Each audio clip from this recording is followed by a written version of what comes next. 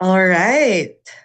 Good morning, everyone. My name is Gab Rasco, and joining me today is our tech and my fellow project manager, Lord Monterde. We'll be supporting our resource speaker and ensuring that today's session runs smoothly and successfully. Of course, we are also joined by Dr. Marshall Valencia, who I will be introducing properly in a bit. Welcome to Premier Value Provider Inc.'s webinar entitled The State of Employee Engagement and Mental Health in the Philippines 2026. What leaders must prepare for now. We're very glad to have you here with us, and we appreciate you taking the time to join this important conversation. Before we begin, let me briefly introduce who we are. We are PVP Inc., Premier Value Provider Incorporated, the Philippines data driven workforce performance partner. For over 10 years, we've helped organizations turn workforce data into actionable insights that drive better decisions and performance. Today, we'll share key insights on employee engagement and mental health in the Philippines and what leaders need to prepare for now. Welcome, and we hope you find this session valuable. This is how we work at PVP, the Philippines Data Driven Workforce Performance Partner. We guide organizations through four key steps: measure, understand, enable, and elevate. Moving from data to insight to action and ultimately to performance. We don't just give you data, we help you turn it into real workforce impact. Before we proceed, just a few quick reminders to ensure a smooth session for everyone. Please keep your microphones muted throughout the webinar to minimize background noise. If you have any questions, feel free to type them in the chat box or during the Q&A session. We'll be addressing them later during the discussion.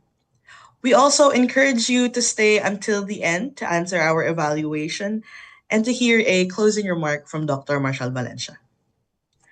Next is let me remind everyone that the entire webinar will be recorded. As part of the DPA requirement, we will need your consent. So please type agree in the chat box to give us your consent to the recording.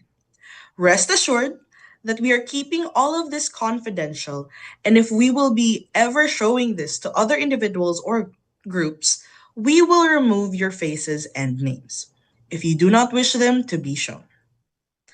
Good morning once again, and welcome to our webinar on the 2026 State of Employee Engagement and Mental Health in the Philippines. We're very pleased to have with us today a speaker who brings both deep academic expertise and extensive real world experience in workforce analytics and organizational development. Our speaker is Dr. Marshall Valencia, a behavioral scientist and organizational consultant specializing in human resource analytics, employee engagement, and workforce performance.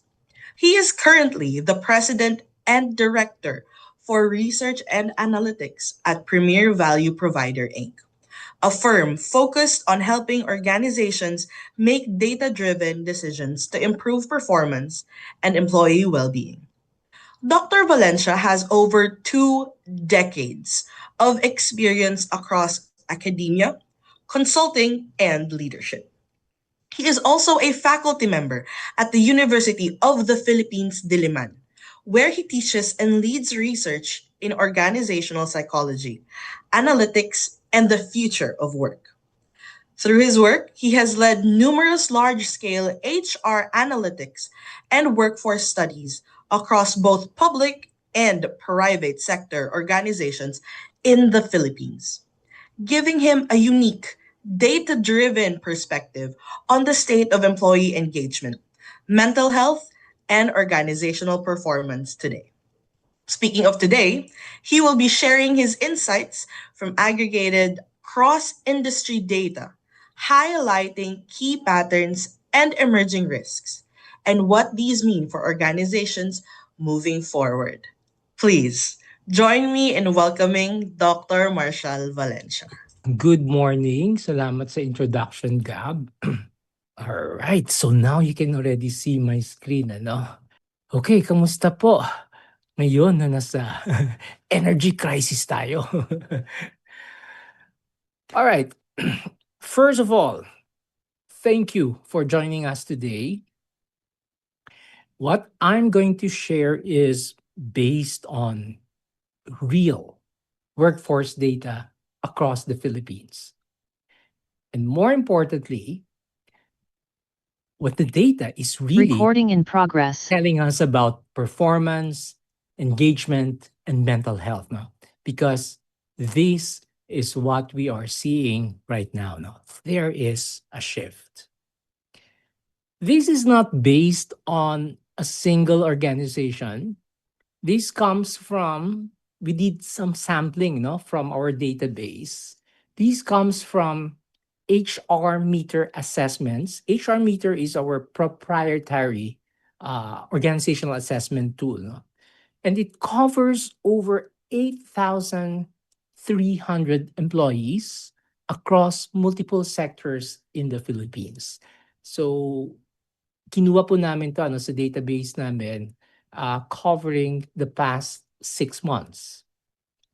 Public sector, financial services, media, manufacturing, and outsourcing are represented. So, what you're about to see is not anecdotal. This is aggregated cross-industry evidence. And when you start looking at data na ganito kalaki, no, patterns become quite clear.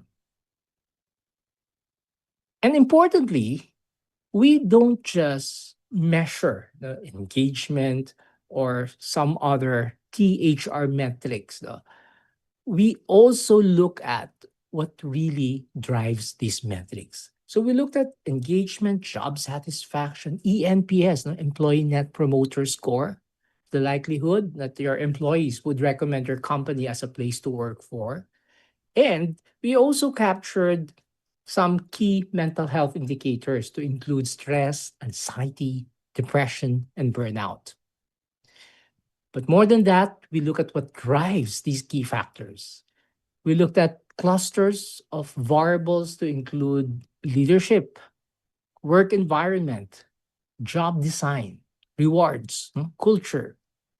So yan po ang kabuuan no, ng framework ng HR meter namin and how these translates into the outcomes that I have earlier identified. Because, if you only measure, let's say, engagement, you would see the outcome, but not the cause. Right? So, importante po no, na inclusive ang ating framework. For years, we have been asking, are employees engaged? No? Marami na, no? Part of our KPIs yan for many organizations. But now, the data is actually forcing us to ask a different question. Now we are asking, are they actually okay? Now, here's what we were seeing across organizations. Engagement is high, 78 to 98%. Okay, so ibig sabihin, 78 to 98% of employees within the organization are classified as highly engaged. Kasi may mga categories tayo doon. People are staying. Up to 89% of employees are indicating that mataas po no, ang likelihood that they're going to stay in the organization for the next 6 months, for the next 1 year, for the next 2 years. So, on paper, this looks wrong, right? But at the same time, workload satisfaction drops to as low as 11%. So what does this mean? No, doon sa scale namin kasi, tinitingnan natin 'no, ilan ang nag-strongly agree or nag-agree do'n sa mga statements pertaining to workload satisfaction. And 11% lang 'no, ang nagsasabi na, they are satisfied. Work-life balance, it went as low as 2%. Imagine that, only 2% of employees 'no, are satisfied, happy with their work-life balance. Now, what is more alarming are the mental health indicators. Burnout and depression, for example, nagho-hover siya sa 50%, 48 to 55% to 53% across different organizations. Imagine that. One out of two employees in your company right now are actually suffering from critical levels of burnout and depression. Doon po sa scale namin, no, sa measure namin, when employees respond to the items, yung score nila, we either classify them as either normal, mild, moderate, severe, or extremely severe. So ang binibilang namin dito, when we say 50%, yan po ang ranging from mild all the way to the extremely severe. Okay? Now, is that high? Pre-pandemic, the general levels was hovering around 25%. Pre-pandemic yan. Noong pandemic, it was expected. Tumaas yan. It went as high as 70%. But that was pandemic. But what was interesting, when pandemic was over, we were expecting that slowly, it will go back to the original levels. But guess what? We've been tracking the data for the past few years since natapos yung pandemic. Nope, it never came back. And in fact, parang yan na yung normal, 50%. Wow. That is burnout and depression. There's anxiety as well. Mini-measure din namin yan. Anxiety is around 1 in 3, no? Nasa 33-35%. So imagine, organizations are carrying that around. Now, what we're seeing here dito sa slide, no? Diba, that's a contradiction. And this is not isolated, by the way. Different organizations, different sectors, the same pattern. Leadership gaps, perception of career growth, limitations, workload pressure, all coexisting with high engagement, which, it's telling us na, oops, this is already systemic, right? So, based on that, here's the first key insight. High engagement is no longer translating into high performance. We're seeing engagement as high as 98%, but job performance is dropping to 38%. And work-life balance, collapsing down to 2%. These numbers technically should move together, di ba? They should be correlated. But apparently, they don't. So what does that mean? Engagement today often reflects resilience and not necessarily organizational strength. Okay, so ang engagement na nakikita natin as reflected by the scores brought about yan by individual resilience and not because of organizational systems. Now, here's what makes this even more complex. Employees are not disconnected. Dun sa mga indicators namin, for example, measurement of, we're capturing brand love. We're capturing ENPS, Employee Net Promoter Score.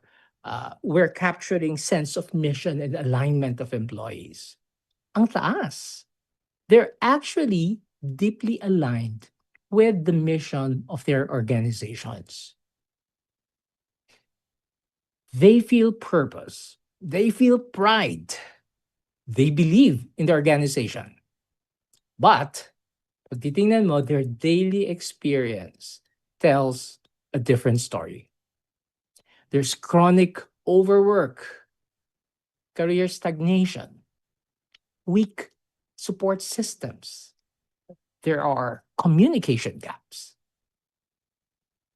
Okay? So, organizations today are operating in a very specific state. They are running on purpose, sense of mission externally, but deep inside, there's a lot of friction. No? Friction internally. And this leads us to the core driver of what we're seeing.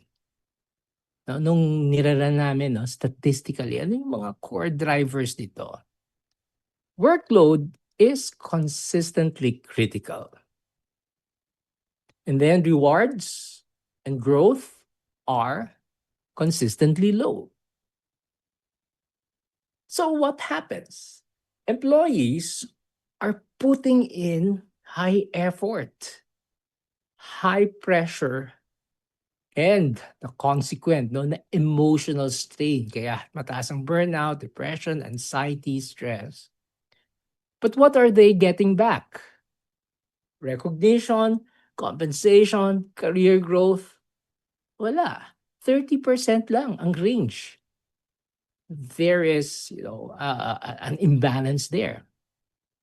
And that imbalance is the real driver of burnout. No wonder we're seeing a 50% level of burnout. 1 in 2 of your employees are actually on the critical levels. So burnout, let me argue this. Burnout, it seems now, is not a wellness issue anymore. It is a design problem. Common sense kasi will tell us na burnout, is a personal, is a motivational issue. But no, what the data is telling us is that it's more of a system design problem. And this leads to one of the most important insights. People are staying, but they are not okay. Kaya yun po ang opening question ko kanina, no? Hindi na sapat no na magtatanong tayo whether our workforce, our people are engaged. We should ask, are they, okay? On the surface, high engagement, high retention, but underneath, there's burnout, there's mental health strain. And then yung ENPS, Employee Net Promoter Score natin, it's sitting at -2 to 2%. For those of you na baka hindi familiar sa ENPS, ito yung tanong na on a scale of 0 to 10, how likely are you going to recommend your company as a place to work for? Pag sinabi nilang 9 or 10, ibig sabihin promoter employee po sila. But if they only say 7 or 8, they're considered as passive employees. And then if they say 6 or below ang rating nila, they're already considered as detractor employees.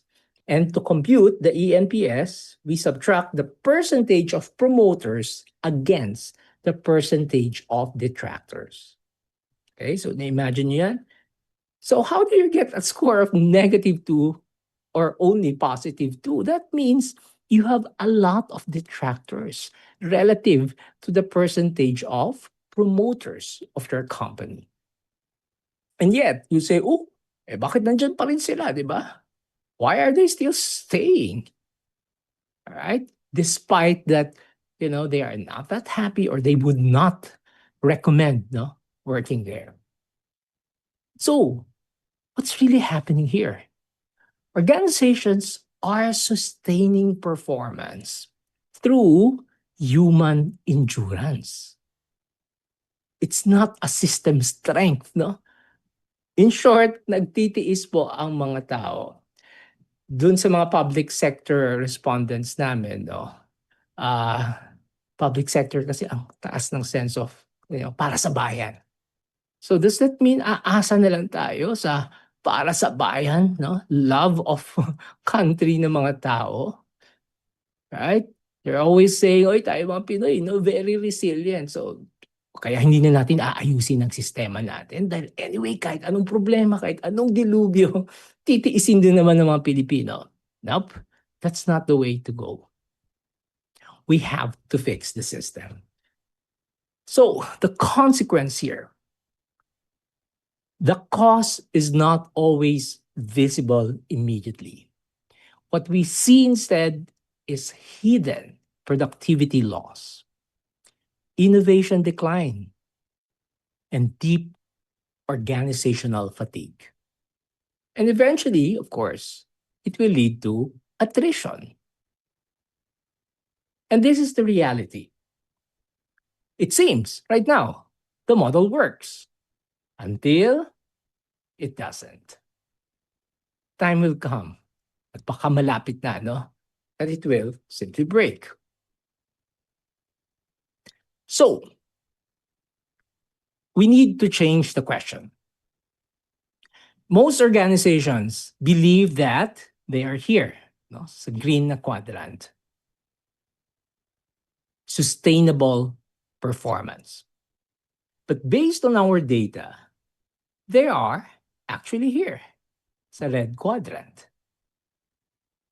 Performance is sustained simply by employee effort, pagmamahal para sa bayan o pagmamahal, no, para sa organization.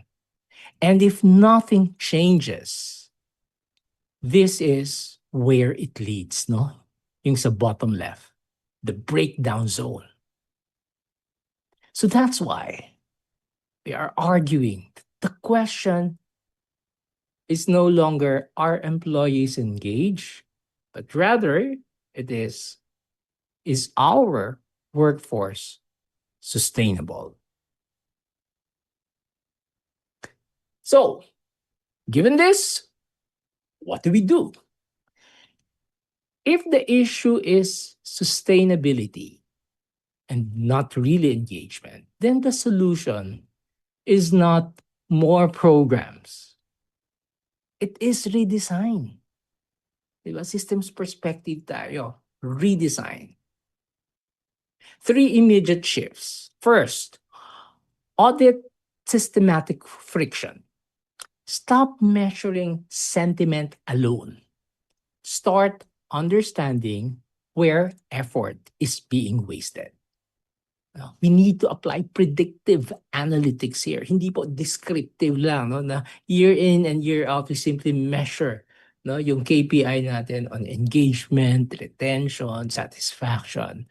Hindi po sapat yan. We have to identify the key drivers. Second, redesign workloads.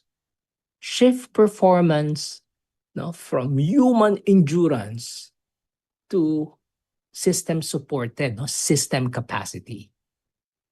Third, align performance with well-being. Start measuring sustainability and not just engagement. No?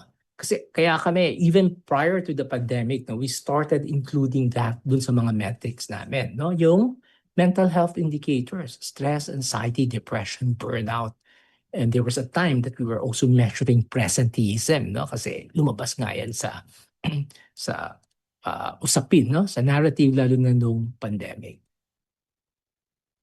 Because these indicators, no, together with our key metrics, are, overall, no, showing sustainability. Because the future of performance is not about pushing people harder. It's about designing systems better. Now, if we step back, what's actually driving all this? across organizations, at least dun sa data namin, it consistently comes down to four things: workload, reward, leadership credibility, and career pathways. Everything that we've talked about, burnout, disengagement, and sustainability, can be traced back to these four.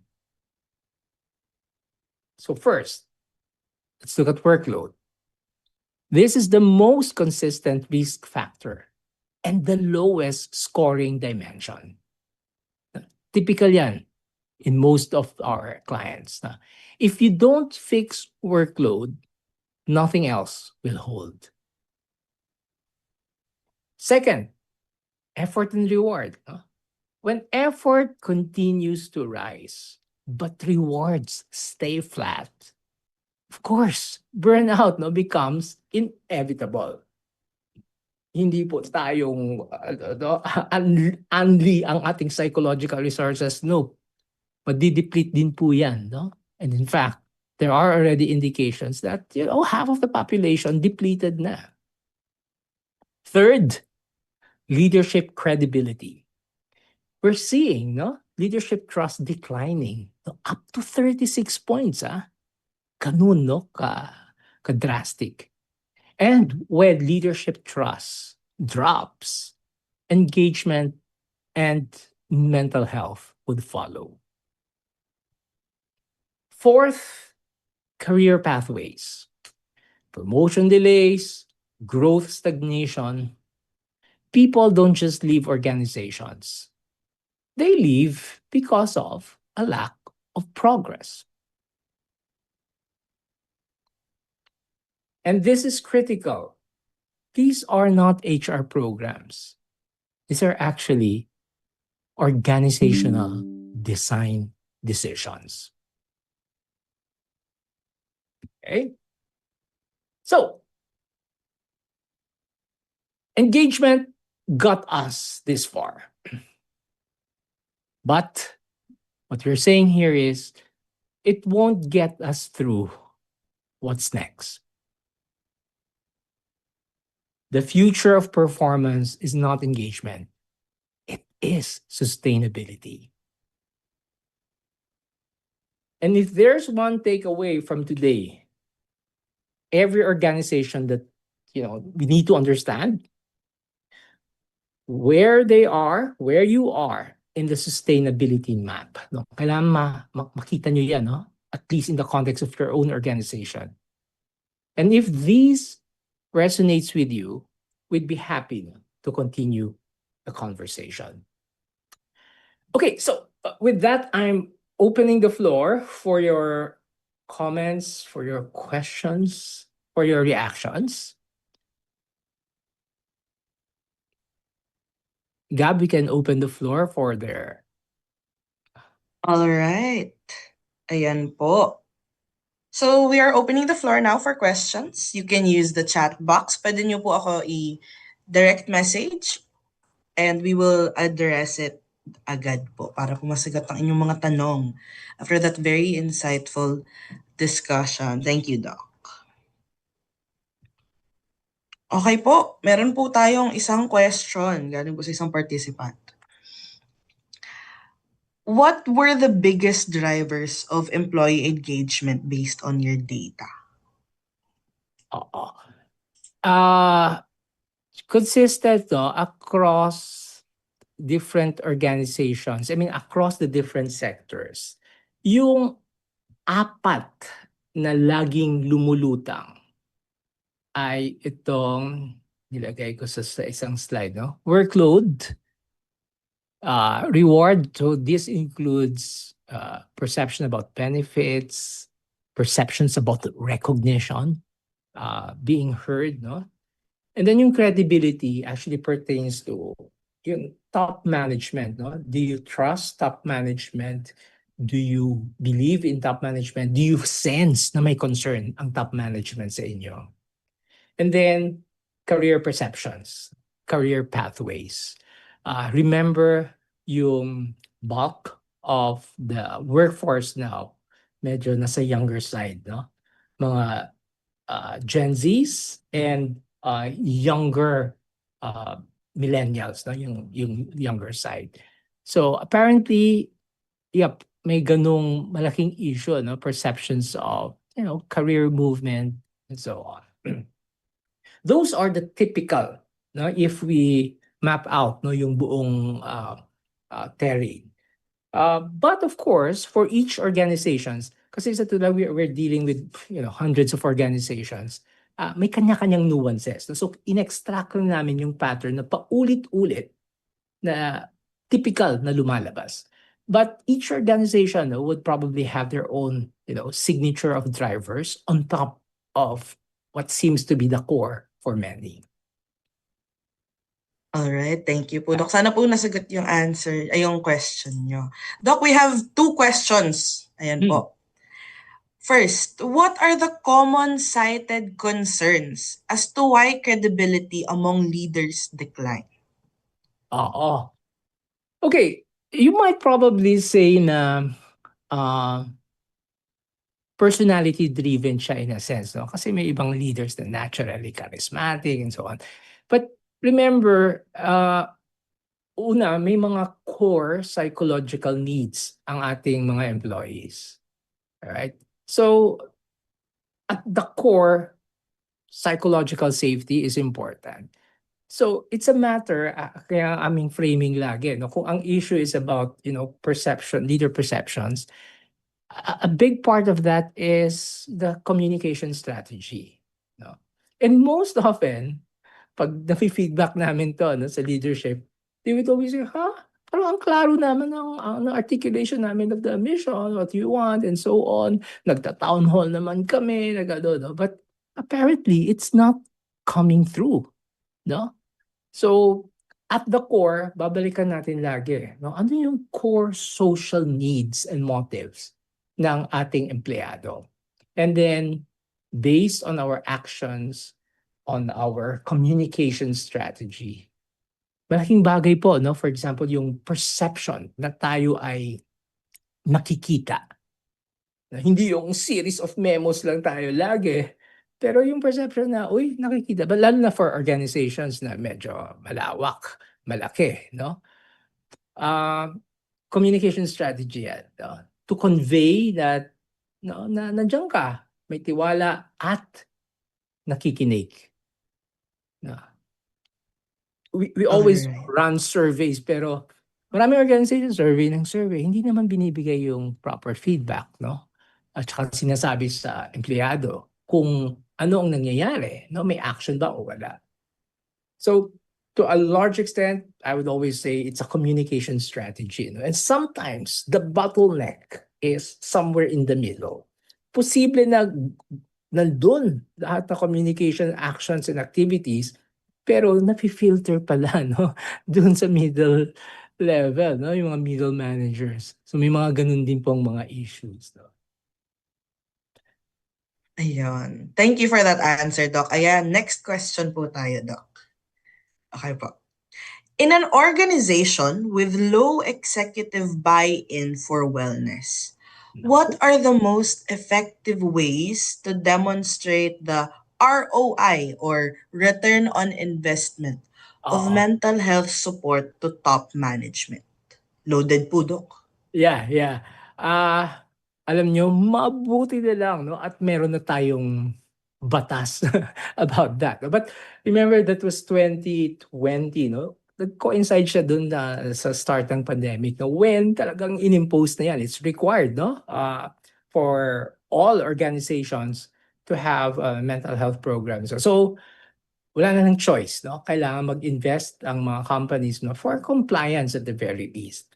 Even though for the longest time, many decades na, we have been rallying that, no? Kaya lang, it has always been seen as a cost. Di ba, gastos ang pag-invest sa mental health. Kasi mahirap makita ang direct impact niya sa bottom lines, no? Which yun ang hinahanap ng top management. Now, ito isang laging sinasuggest namin, you can actually quantify, no? Parang hindi ko makita ang aking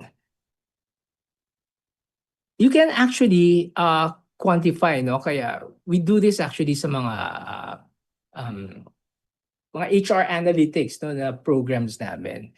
Ito just to give you a picture how to financially model and argue your mental health programs. Nakita niyo ang statistics, di ba? 1 in 2 or 1 in 3 of your employees are suffering from critical levels of depression, anxiety, burnout. Okay? It would be good if you actually have your own measure internally para alam nyo yung actual percentage within your organization. Okay? Once you have that, so makikita nyo na kagad ilang percent of our employees are at risk.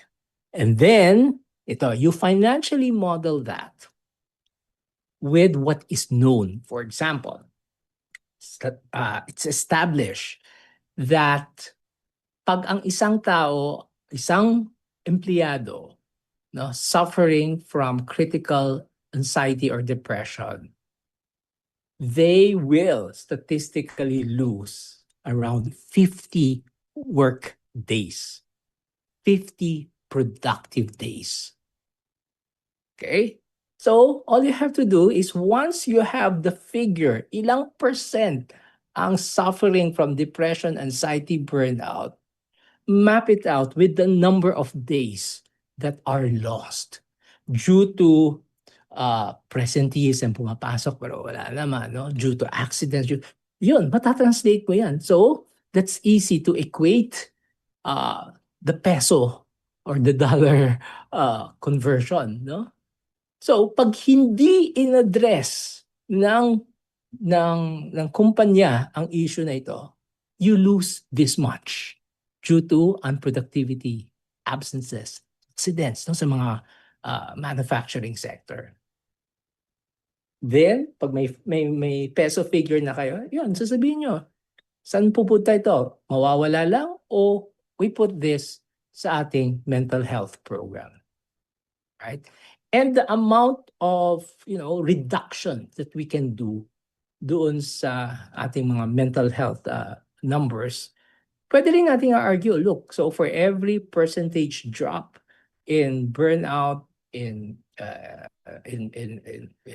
anxiety, depression, mako-convert din natin siya, no, into man days, no? Ilang araw ang mas nagiging productive.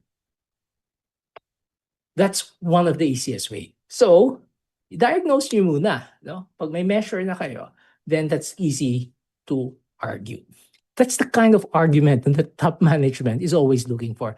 Unfortunately, hindi naman sa pinapatama ko, pero most of HR kasi ang argument natin, parang alam mo yun, soft arguments na people first tayo, yung mga ganun, no?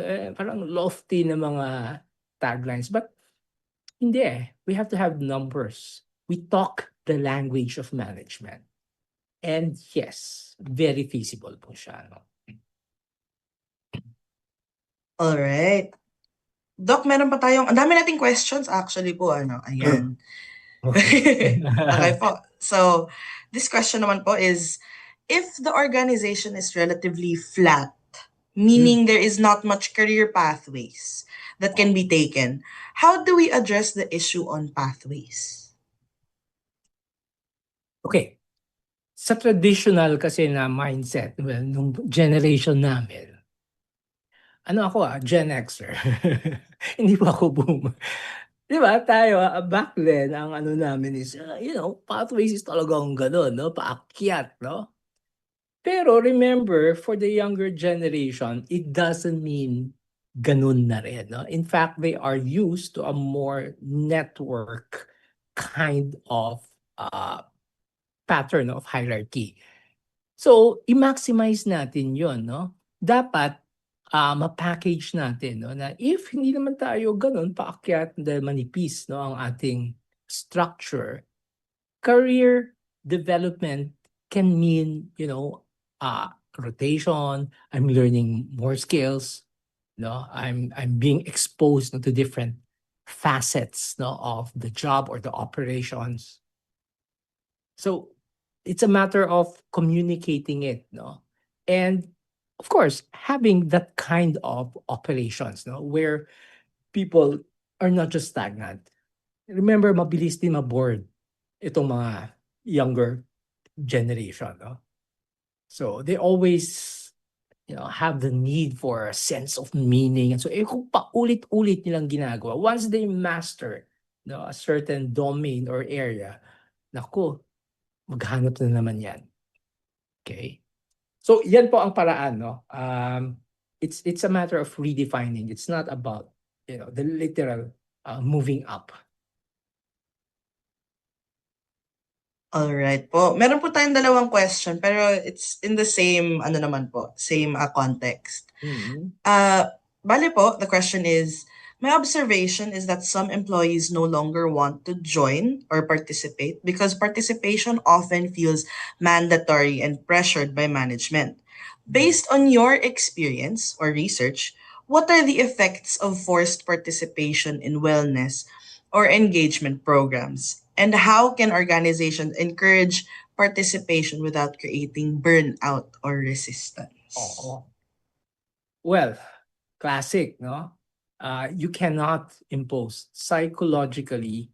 People feel different even if, no, they want that, they like the outcomes. Pero pag hindi nanggaling sa kanila, parang 'di ba, yung sense of pride, ownership nawawala doon. So, kaya nga classic lagi, in a sense parang manipulation. But you have to make people feel that they are part of it. Coming up with your design of activities and so on. 'Di ba? Wag nating i-impose lang na, oh, basta may ganito tayo. Participative, meaning probably the ideas came from them. Make them recognize that it actually came from them, and then you just package and delivered it for them. Instead of totally parang hindi naman kami na-consult dyan, hindi naman yan talaga ang aming gusto, hindi naman yan talaga ang nag-a-address sa aming needs. No? So, participation and the illusion, whether hindi lang illusion, pwede ring real, no, na it really, really came from them. Okay, so I know we are tempted because we know that there's a certain set of activities, may frameworks tayong fina-follow. But importante po ang user na ma-sense nila na kasama ako dyan, no? Sa pag-build yan. So, mahirap yung impose tapos hindi nila nasa-sense or naintindihan, no? Yung logic of bakit ganun, no? Plus, there is a tendency, no? Na, oh, pag-engagement, basta may ano tayo, series of activities and so on, no? Ako personally, it doesn't work. No? It doesn't work. When you see people na hindi masyado nagpa-participate, nagdi-disengage, itong suggestion ko, don't think of it as a person issue. Na may motivational issue ang mga tao. Think of the opposite. Meaning, focus on the systems. What is there in the environment, in the system, that pushed or led them? No, bakit hindi sila nagsasalita? Bakit hindi sila active? Systems perspective. No? And mind you, most of the scientific evidence on human resource management and development is leaning towards the systems view. Meaning we have to veer away, no, in by default locating the cause as if they are individual motivational issues. Unahin po natin tingnan yung systems. Same thing, no? Mental health. It's always perceived as simply an individual issue. But to a large extent, it is a systems issue. So ganun din po engagement. Ganun din po ang job satisfaction. No? So sa strategic human resource management na perspective, actually, systems first. Pag nag-fail na ang system, nagawa mo na lahat, at tingnan mo na, na-diagnose mo na, only then can you conclude na, okay, malamang sa malamang, sa kanya na yan. Nasa tao na. Alright po. Thank you, Doc. Okay, so we can address two more questions, Doc, na. Yeah, sure. Before Or we baka end. kami may gusto rin magsalita, mag-share dyan. Opo. Doc, meron kasi tayong loaded na question na nag-send sa akin. Ayan. Okay, May loaded. context po siya. Ayan. With relation to the new generation nga naman, Doc. With the new generation right now, and this mindset that companies should adjust to their needs and wants, and are obliged to accommodate them, otherwise they'll resign or work poorly or give the bare minimum. How do we set a boundary between gauging their mental health and finding solutions for it versus just succumbing to their every need or want? Example daw po ay, every little thing they deem as out of their scope becomes a big issue because it's not in their job description. Yun po ang question. Naku, parang nakaka-relate din ako 'no, sa hugot. Malamang kung sino man nagtanong siguro ka-generation kita 'no. Alam mo, the more I think about yes, and I do acknowledge na kikita ko rin, nape-perceive ko rin, nase-sense ko rin 'no, yung gano'ng hinanaing angst 'no. Pero alam mo, the more I think about it, ganito, Gen X, mostly yan kasi ang mga managers natin, mga senior executives natin. They were brought up in a certain way, so may mental model tayo of how things are and how things should be. And then here's a new set of generation, no, na ibang-iba din. For the meantime, may gano'n tayong issue. Pero 'pag nawala na po ang mga Gen Xers, tapos ang susunod na 'no, ng mga managers would be the Gen Zs of today, baka ma-lessen ang problem. Ang problem actually is the clash 'no, between the two different kinds of mindsets, and then trying to impose, demand, and expect 'no, certain ways of thinking and doing from each other. Okay? Now, ang suggestion ko lagi is, instead of focusing on, "O ganito kami," or "Ganito kayo," and so on, why not focus on, kumbaga i-move natin 'no, ang perspective of both sides into, the organizational perspective. Meaning, from the minds from the perspective of the organization, what would be an adaptive way of relating and an adaptive way of managing each other's expectations and actions. Okay? Kasi 'pag gano'n, I think more likely both sides would see a compromise. Okay? Kasi kung tayong Gen Xers, give in lang na give in, we are no different doon sa mga magulang who are spoiling our kids. Right? Same thing sa mga younger ones, probably hindi nila kasi nage-gets, hindi nila nakikita 'no, yung mundo, yung perspective na nakasanayan natin. So, they need to understand that as well, okay? Definitely, once in a while, there will always be friction, 'no? Lalabas, lalabas, lulutang at lulutang 'yan.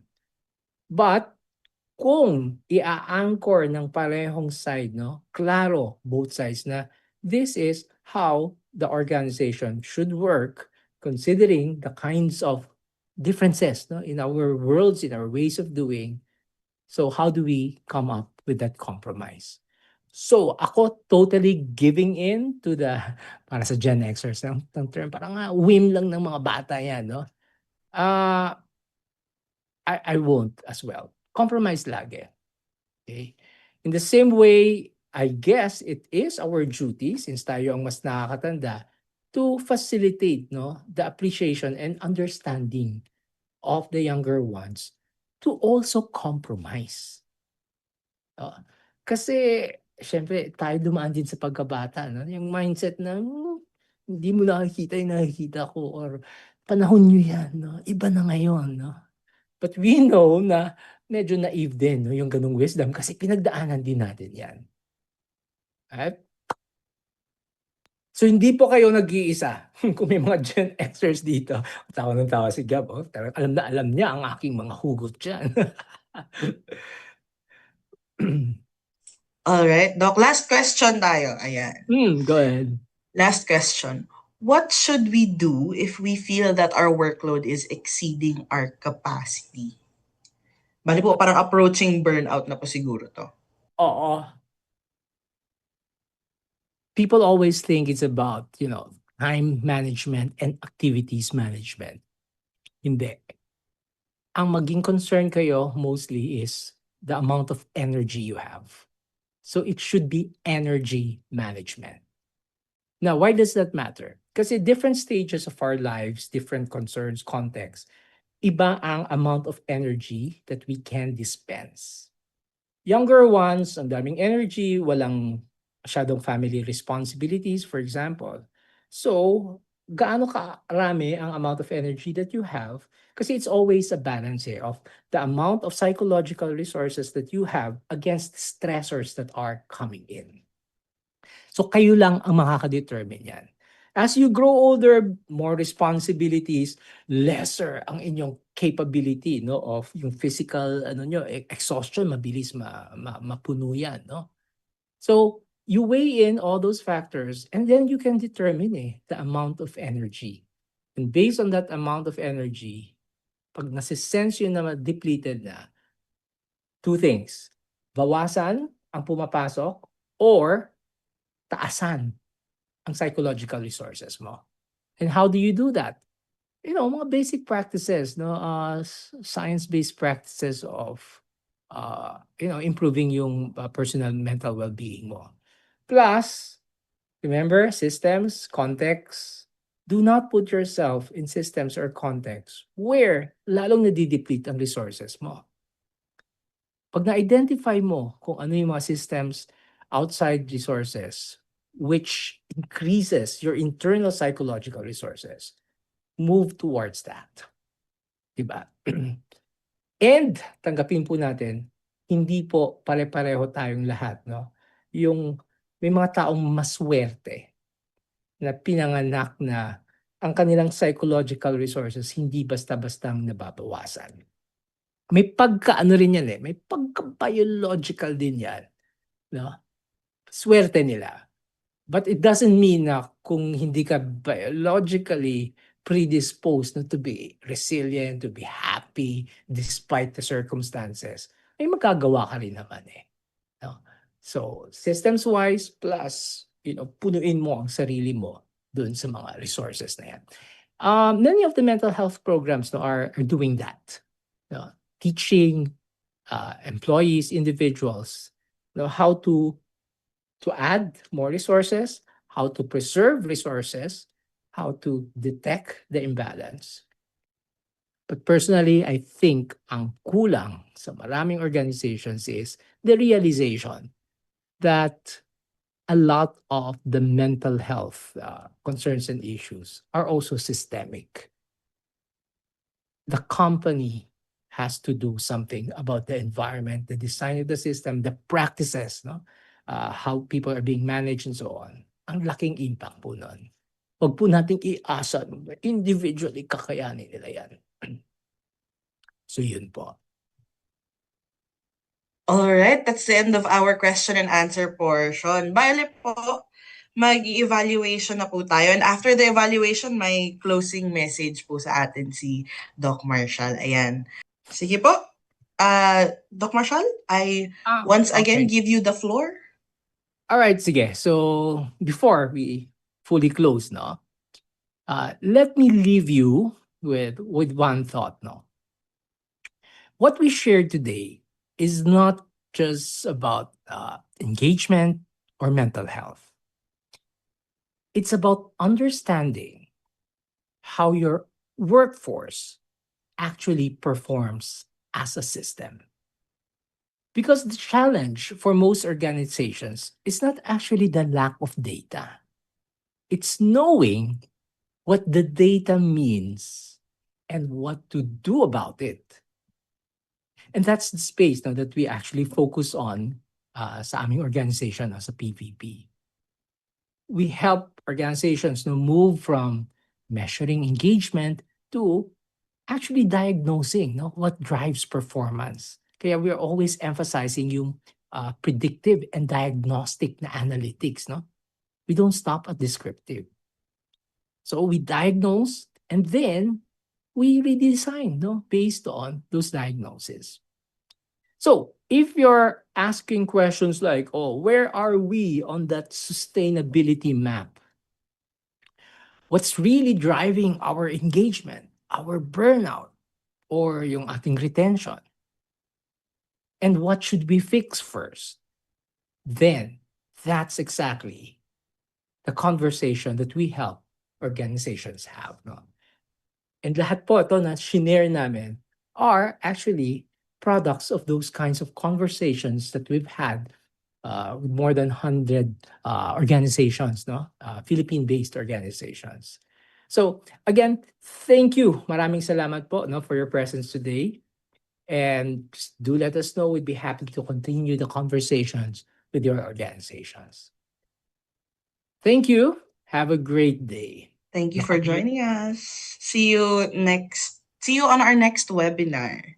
Abangan po natin yan. Parang magandang topic yun, Gab, no? Yung Gen X, Gen Y, Gen Z. Yes po. To tackle the differences and how to create compromise. And we also break down yung actually yung data natin kasi we have enough data to look into, no, yung different Yes po. generational differences. Yes. All right, sige, thank you. Have a great day, everyone.